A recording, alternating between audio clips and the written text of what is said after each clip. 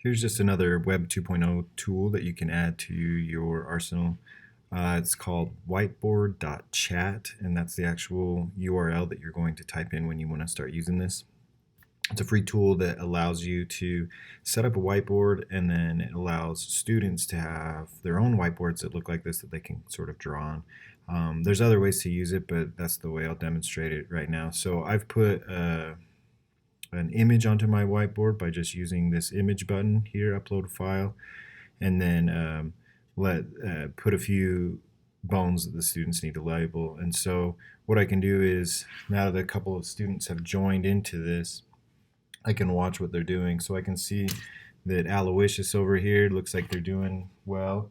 And if I go and I start labeling on my other computer and say, oh, this person's labeling the skull as their scapula, as a teacher, I can see that and come in and join their whiteboard and say, guess what? The scapula is actually right there. So anyways, just a fun tool that you can use, pretty easy.